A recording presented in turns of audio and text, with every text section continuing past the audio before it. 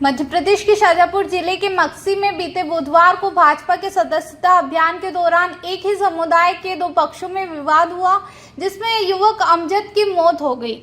मध्य प्रदेश के पूर्व मुख्यमंत्री दिग्विजय सिंह ने मृतक के परिजनों से मिलकर अपनी शोक संवेदनाएं व्यक्त की। उन्होंने भाजपा पर गंभीर आरोप लगाते हुए कहा कि गोली चलाने वाले जेल में होने चाहिए, लेकिन प्रशासन ने उनकी शिकायत पर ध्यान नहीं दिया। सिंह ने कहा कि भाजपा के लोग जबरदस्ती सदस्यता अभियान चला रहे हैं और विरोध करने वालों पर गोली चलाई जा रही है। उन्होंने शाजापुर के पुलिस अधीक्षक यशपाल सिंह राजपूत और मक्सी थाना प्रभारी भीम सिंह पटेल पर गंभीर आरोप लगाते हुए और उन्हें तत्काल हटाने की मांग की।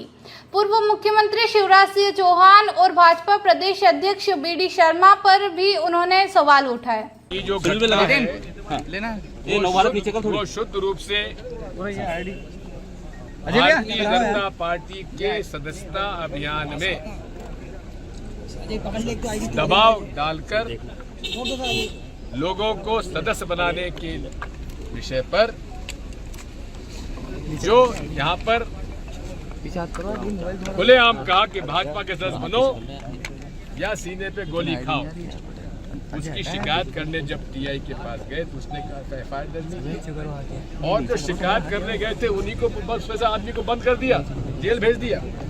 उसकी शिकायत करने जब शाजापुर गए 24 को 25 को यहाँ फिर उनको साथ मारपीट करी और रात को घर जलाने के लिए तैयार हो गए।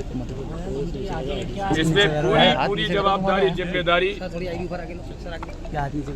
एसपी शाजापुर की है और टीआई मक्सी की है। मैं अनुरोध करता हूं मुख्यमंत्री जी से कि इन दोनों को यहां से हटाकर यहां पर न्यायिक जांच कराई जाए इस पूरी घटना की।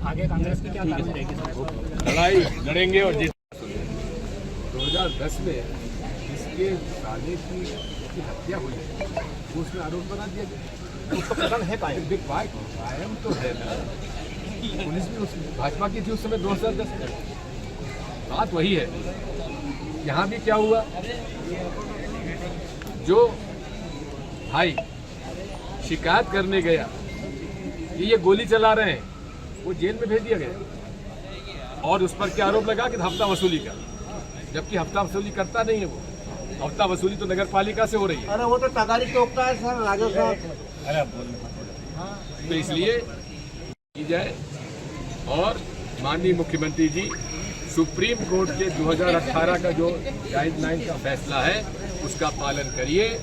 मैं उस मामले में टीआई बीडी चल रही है 2021 से इंदौर में, और वो नहीं यहाँ से नहीं होगा तो मैं सुप्रीम कोर्ट भी जाऊंगा। अच्छा सर, एक और प्रशासनिक का कहना कि 163 धारा लगी यानी 144 आपने जुलूस निकाला है। जुलूस का निकाला, उनका कहना है कि भीड़ तो है ना, ये उल्लंघन है क्या? जुलूस था ही क्या, कोई नारेबाजी हुई थी? मैं उसके यहाँ गया था, राजबंदे पे आया, जुलूस है क्या? और लास्ट प्रश्न मेरा कि चूंकि कांग्रेस से आप कह रहे मजबूत है, पर कांग्रेस पिछले 3 दिन में कोई नेता नहीं आया, आपके आने के बाद भीड़ आई। कांग्रेस ये तुष्टिकरण या डर के मारे तो नहीं आ रहे? ना तुष्टिकरण है ना डर है, कांग्रेसी डरपोक नहीं है। ये थे हमारे साथ पूर्व मुख्यमंत्री दिग्विजय सिंह जी, जिन्होंने स्पष्ट रूप से अपनी बात रखी। जो देश विरोधी लोग हैं वो इस तरह की घटनाएं कर रहे हैं और कांग्रेस उनका सहयोग कर रही है।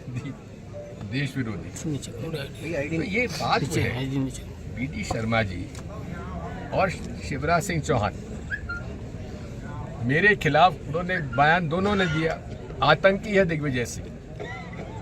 तो मैं शिवराज सिंह चौहान के राज में थाने में गया कि साहब मैं अगर आतंकी मुझे गिरफ्तार करो, तो टीआई वहां बोले कि साहब आप पर कोई मुकदमा नहीं है। तो मैंने कहा फिर ये झूठ क्यों बोलता मुख्यमंत्री, उसका वही कहा शिवराज सिंह चौहान। दूसरी तरफ जो आईएसआई के लिए पैसा लेकर जासूसी कर रहे थे, ध्रुव सक्सेना और बजरंग दल के लोग, उनके खिलाफ राष्ट्रद्रोह का कानून नहीं लगा, उनकी जमानत नीचे से ही हो गई और तत्कालीन सरकार अपील में भी नहीं गई।